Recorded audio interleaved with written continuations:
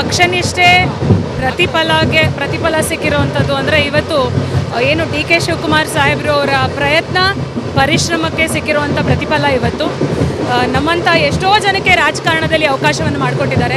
ನಾವು ಇವತ್ತು ರಾಜಕಾರಣದಲ್ಲಿ ಇದ್ದೀವಿ ಅಂದರೆ ಅದಕ್ಕೆ ಕಾರಣಕರ್ತರೆ ಡಿ ಕೆ ಶಿವಕುಮಾರ್ ಸರ್ ಅವ್ರು ಪಟ್ಟಿರುವಂಥ ಕಷ್ಟಕ್ಕೆ, ಅವ್ರು ಮಾಡಿರುವಂಥ ಹೋರಾಟಕ್ಕೆ, ಪಕ್ಷನ ಒಂದು ಕಡೆ ಗೆಲುವಿನ ಕಡೆಗೆ ಸರ್ಕಾರವನ್ನು ಬರಲಿಕ್ಕೆ ಕಾರಣಕರ್ತರಾಗಿ ಕೆಲಸ ಮಾಡಿದಂಥ ಡಿ ಕೆ ಶಿವಕುಮಾರ್ ಸರ್ ಅವರು ಇವತ್ತು ಕರ್ನಾಟಕ ರಾಜ್ಯದ ಮುಖ್ಯಮಂತ್ರಿಗಳಾಗಿ ಪ್ರಮಾಣ ವಚನ ಸ್ವೀಕಾರ ಮಾಡ್ತಾ ಇದ್ದಾರೆ. ಬಹಳ ಸಂತೋಷ ಇದೆ, ನಮಗಂತೂ ಬಹಳ ಹೆಮ್ಮೆ ಇದೆ, ನಮಗೂ ತುಂಬ ಖುಷಿ ಇದೆ. All the best for Shivakumar.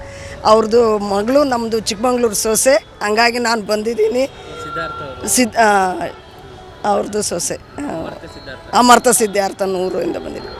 ಅವ್ರು ಹೇಳಿದ್ದಾರೆ ಬಂಡೆ ಹೇಗಾಯಿತು ಅನ್ನೋದು ನಾವು ನೋಡಿದ್ದೀವಿ, ಮುಂದೆ ಹೇಗಾಗುತ್ತೆ ಅಂತ ಜನ ನೋಡ್ತಿದ್ದಾರೆ ಅಂತ ಹೇಳ್ತಿದ್ದಾರೆ ನಿಮ್ಮೂರು ಸೊಸೆ.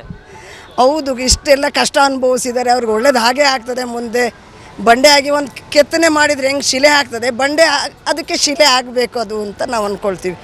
ನಮ್ಮೂರಿಗೆ ಹೌದು ವಾಟ್ರ್ ಸಪ್ಲೈ ಬೇಕು, ಆಮೇಲೆ ಏತ ನೀರಾವರಿಗಳೆಲ್ಲ ಸ್ವಲ್ಪ ಇದಾಗಿದೆ, ಅದು ಕೆಲಸಕ್ಕೆ ಕಾಮಗಾರಿಗೆ ಸ್ವಲ್ಪ ದುಡ್ಡು ಕೊಡಬೇಕು, ಚಾನಲ್ಸ್ ಎಲ್ಲ ಮತ್ತು ಕೆರೆಗಳನ್ನೆಲ್ಲ ತುಂಬಿಸ್ಬೇಕು. ರೈತರಿಗೆ ಇದರಿಂದ ತುಂಬ ಒಳ್ಳೆಯದಾಗ್ತದೆ ಅಂತ ನನ್ನ ಅನಿಸಿಕೆ. ಡಿ ಕೆ ಶಿವಕುಮಾರ್ ಅವರು CM ಆದಮೇಲೆ ಏನು ಹೊಸ ಗ್ಯಾರಂಟಿಗಳೇನಾದರೂ ಕೊಡ್ಬೋದಾ ನಿಮ್ಮ ನಿರೀಕ್ಷೆ? ಅಲ್ಲ, ಗ್ಯಾರಂಟಿ ಕೊಟ್ಟರೆ ಒಂದು ಮನೇಲಿ ಒಬ್ಬನೇ ದುಡ್ದು ಎಲ್ಲರನ್ನೂ ಸಾಕೋದು ಕಷ್ಟ ಇದೆ. ಹಂಗಾಗಿ ಗ್ಯಾರಂಟಿ ಜಾಸ್ತಿ ಮಾಡೋದು ಬೇಡ ಅನ್ಸುತ್ತೆ ನನಗೆ. ಒಳ್ಳೆಯದನ್ನು ಅದನ್ನೇ ದುಡ್ಡನ್ನು ಎಜುಕೇಷನ್ಗೆ ಇನ್ಯಾವುದಕ್ಕೂ ಖರ್ಚು ಮಾಡಿದರೆ ಒಳ್ಳೆಯದು ಅಂತ ನನ್ನ ಭಾವನೆ. ಇರೋದನ್ನೇ ಸಾಕು, ಜಾಸ್ತಿ ಕೊಡ್ತಾ ಹೋದ್ರೆ ಸೋಂಬೇರಿಗಳನ್ನ ನಾವು ಮಾಡ್ದಂಗೆ ಆಗ್ತದೆ ಅಂತ ನನ್ನ ಅನಿಸಿಕೆ.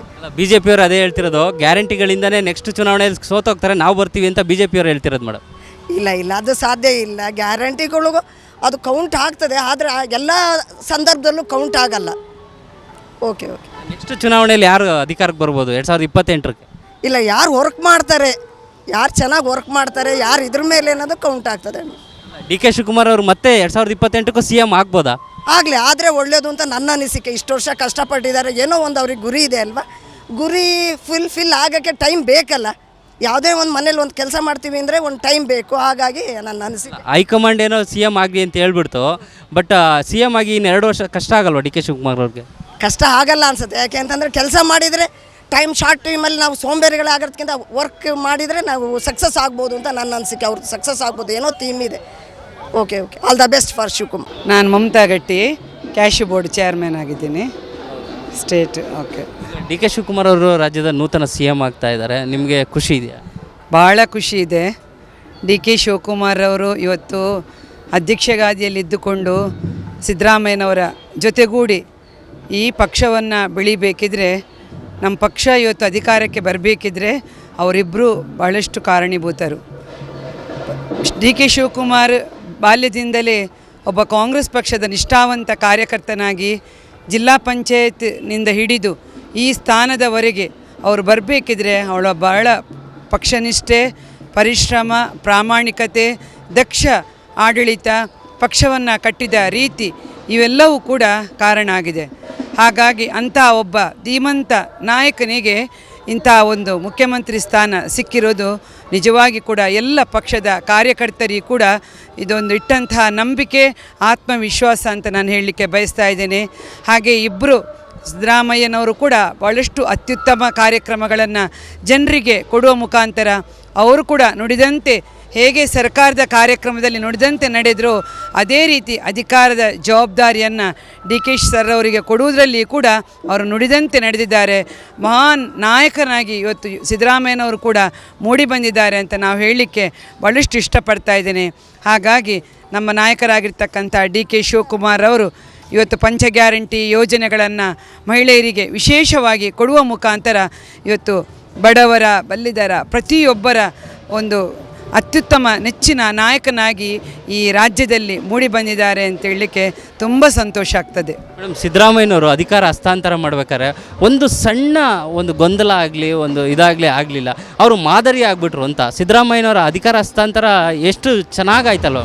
ಇದು ದೇಶಕ್ಕೆ ಒಂದು ಮಾದರಿ. ಅವರು ನುಡಿದಂತೆ ನಡೆದಂಥ ಸಿದ್ದರಾಮಯ್ಯನವರು ಅಧಿಕಾರವನ್ನು ಇವತ್ತೊಂದು ಪಂಚಾಯತ್ ಅಧ್ಯಕ್ಷ ಸ್ಥಾನವನ್ನು ಬಿಟ್ಟು ಕೊಡುವುದಿಲ್ಲ, ಆದರೆ ಮುಖ್ಯಮಂತ್ರಿ ಸ್ಥಾನವನ್ನು ನುಡಿದಂತೆ ಬಿಟ್ಟುಕೊಟ್ಟಿದ್ದಾರೆ ಎನ್ನುವುದಕ್ಕೆ ಇದು ಒಂದು ಪ್ರಪಂಚಕ್ಕೆ ಒಂದು ಮಾದರಿ ಅಂತೇಳಿ ನಾನು ಹೇಳಲಿಕ್ಕೆ ಬಯಸ್ತಾ ಇದ್ದೇನೆ.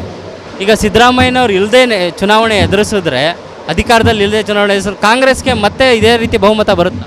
ಖಂಡಿತ ಸಿದ್ದರಾಮಯ್ಯನವರು ಹಾಕಿಕೊಟ್ಟಂತಹ ಕಾರ್ಯಕ್ರಮ ಈ ಒಂದು ರಾಜ್ಯಕ್ಕೆ ಒಂದು ಬುನಾದಿ. ಪ್ರತಿಯೊಬ್ಬ ಕಾರ್ಯಕರ್ತರು, ಪ್ರತಿಯೊಬ್ಬ ಜನತೆ, ಈ ಕರ್ನಾಟಕ ರಾಜ್ಯದ ಪ್ರತಿಯೊಬ್ಬರೂ ಕೂಡ ಮತದಾರರು ಏನಿದ್ದಾರೋ ಅವರಿಗೆ ಯಾರು ಹಾಕಿಕೊಟ್ಟಂತಹ ಕಾರ್ಯಕ್ರಮಗಳು ಭದ್ರ ಬುನಾದಿಯಾಗಿದೆ. ಕಾಂಗ್ರೆಸ್ ಪಕ್ಷ ಇವತ್ತು ಡಿ ಕೆ ಶಿವಕುಮಾರ್ ಅವರ ಇನ್ನು ಮುಂದಿನ ಮುಖ್ಯಮಂತ್ರಿ ಅವರ ಅವಕಾಶ, ಹಾಗೆ ಸಿದ್ದರಾಮಯ್ಯನವರು ಹಾಕಿಕೊಟ್ಟಂತಹ ಕಾರ್ಯಕ್ರಮಗಳು, ಇದು ಮುಂದಿನ ದಿನಗಳಲ್ಲಿ ಕೂಡ ಕಾಂಗ್ರೆಸ್ ಪಕ್ಷ ಇವತ್ತು ರಾಜ್ಯದಲ್ಲಿ ಮತ್ತೊಮ್ಮೆ ಅಧಿಕಾರಕ್ಕೆ ಬಂದು ರಾರಾಜಿಸ್ತದೆ ಅಂತೇಳಿ ನಾವು ಹೇಳಲಿಕ್ಕೆ ಬಯಸ್ತಾ ಇದ್ದೀನಿ. ಮೇಡಮ್, ಚುನಾವಣೆಗೆ ಇರೋದು 2 ವರ್ಷ. ಈ 2 ವರ್ಷದಲ್ಲಿ ಈಗ ರಚನೆ ಆಗೋ ಕ್ಯಾಬಿನೆಟ್ಟು ಚುನಾವಣೆಯನ್ನು ನಿರ್ಧಾರ ಮಾಡುತ್ತೆ. ನಿಮ್ಮ ಪ್ರಕಾರ ಈ ಕ್ಯಾಬಿನೆಟ್ ರಚನೆ ಹೇಗಾಗಬೇಕು? ಈ ಸರಿ ಎಲ್ಲ ಸಮುದಾಯ, ಯಾವುದೇ ಭೇದ ಭಾವ ಇಲ್ಲದೆ ನಮ್ಮ ಹೈಕಮಾಂಡ್ ಒಂದು ಅತ್ಯುತ್ತಮ ರೀತಿಯಲ್ಲಿ ಕೊಟ್ಟಿದ್ದಾರೆ. ಇನ್ನೂ ಕೂಡ 2ನೇ ಹಂತದ ಒಂದು ಮಂತ್ರಿ ಸ್ಥಾನವನ್ನು ಕೊಡಲಿಕ್ಕಿದ್ದಾರೆ. ಇವತ್ತು 10 ಜನ ಏನು ಅಧಿಕಾರ ವಹಿಸ್ಕೊಳ್ತಾ ಇದ್ದಾರೆ, ಅದು ಖಂಡಿತ ಅತ್ಯುತ್ತಮ ರೀತಿಯಲ್ಲಿ ನಮ್ಮ ಹೈಕಮಾಂಡ್ ತೀರ್ಮಾನ ಮಾಡಿದೆ.